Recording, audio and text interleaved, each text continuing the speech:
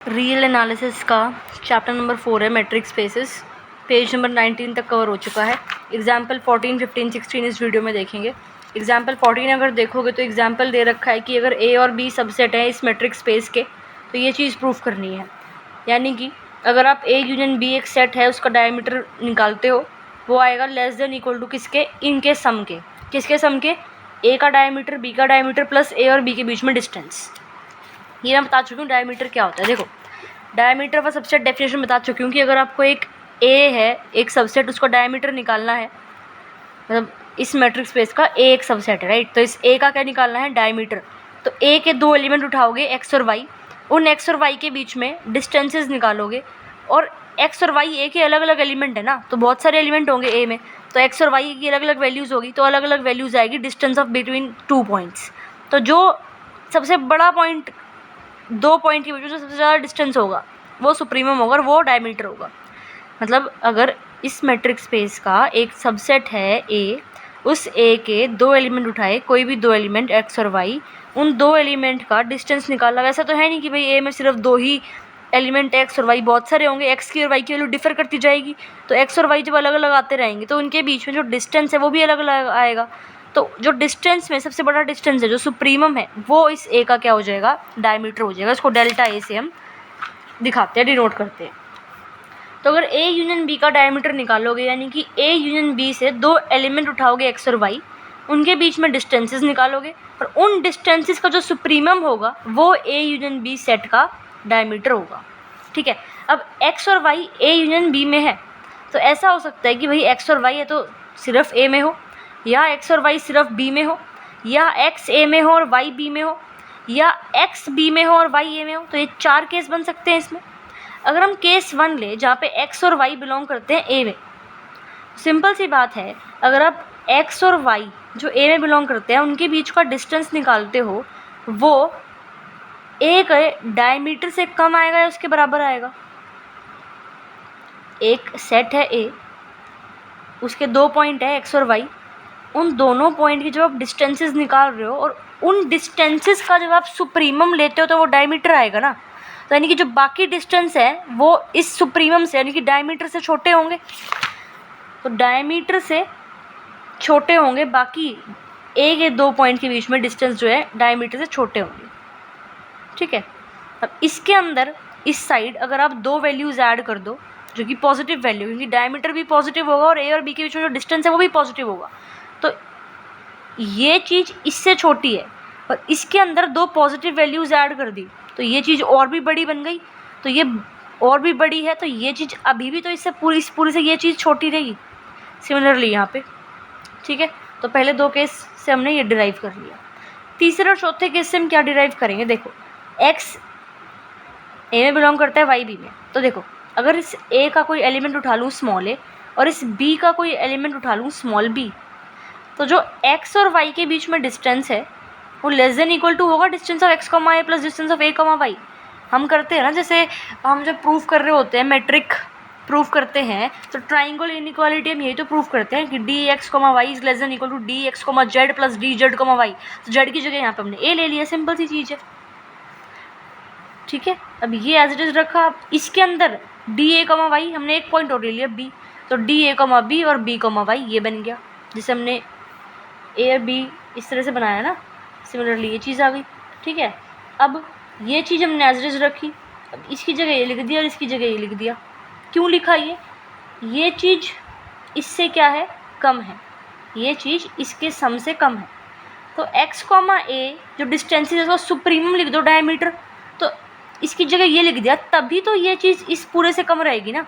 तो ये लिखने से कोई फ़र्क नहीं पड़ा, ये इसको इसमें चेंज कर दिया, इसको इसमें चेंज कर दिया, तब भी जो एक्स और वाई के बीच में डिस्टेंस है वो इससे कम रहेगा। ठीक है। सिमिलरली हमने ये चीज़ लिख दी। ठीक है। अब आगे देखो, अब हमें प्रूफ क्या करना है? ये चीज़ प्रूफ करनी है, तो ये चीज़ हमने लिख दी ऐसे, ये आ गया हमारे पास। अब इसकी जगह हमें ये चाहिए है और इसकी जगह हमें ये चाहिए है। इसको देखो कैसे करेंगे। अब ए बिलोंग करता है सेट ए में, बी बिलोंग करता है सेट बी में, तो D of X comma Y, इसको एज इट इज़ लिखा, इसको एज इट इज़ ये लिख दिया, इसको चेंज कर देंगे इसमें, सिंपल तरीके से जैसे हमने इसको यहाँ चेंज, इस चीज़ को ये लिख दिया, इस चीज़ को लिख दिया, सिमिलरली इस चीज़ को हम नहीं लिख दें, कोई फ़र्क थोड़ी पड़ेगा। ए और बी, ठीक है, दो अलग अलग सेट के पॉइंट है, उनके बीच में क्या निकालना है, डिस्टेंस निकालना है। तो दो सबसेट के बीच में डिस्टेंस निकालना है, तो वो ये आता है, ठीक है, जहाँ पे एक्स और वाई ए और बी के एलिमेंट है रिस्पेक्टिवली। तो यहाँ हमने ए और बी एलिमेंट मानने हैं, ए और बी के रिस्पेक्टिवली। तो इनके बीच में जो डिस्टेंस है वो क्या आता है, यही तो आता है infimum of this A comma B. तो इस तरह से लिख दिया ये डेफिनेशन से, ठीक है। तो ये क्या आता है, डिस्टेंस बिटवीन ए कॉमा बी। ये और ये हमने कहाँ से लिखा है, इस डेफिनेशन से लिखा है ना, जो मैंने पिछले वीडियो में समझाई थी, ठीक है। अब तो ये चीज़ हमारे पास आ गई, ये चीज़ भी हमारे पास आ गई और ये चीज़ भी हमारे पास आ गई। इसको बदलना है इसमें, ठीक है। अब देखो ये चीज़ तो ऐसे यूं की यूं लिख ही रहे हैं। अब डी ऑफ एक्स कमा वाई, अब हमने ये इस डेफिनेशन से लिख दिया कि भाई अगर इसका सुप्रीमम ले लें तो ये आ जाएगा।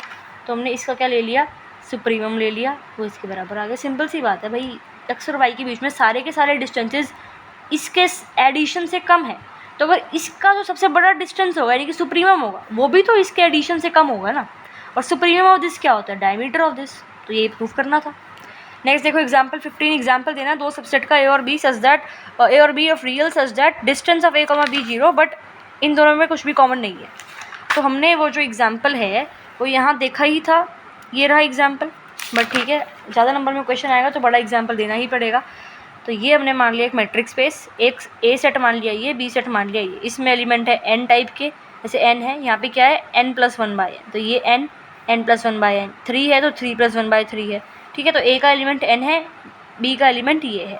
अब हमें निकालना क्या है, डिस्टेंस इसके बीच में 0 दे रखा है, एग्जाम्पल देना है, लेकिन इनके बीच में इंटरसेक्शन, इन दोनों में इनका इंटरसेक्शन करोगे तो 5 आएगा। इन ए और बी में कुछ भी कॉमन नहीं है, ठीक है, ठीक है, कॉमन नहीं है। और डिस्टेंस ए और बी का क्या दे रखा है, 0 दे रखा है। और ए और बी का डिस्टेंस क्या होता है, ये होता है, ये 0 के बराबर दे रखा है।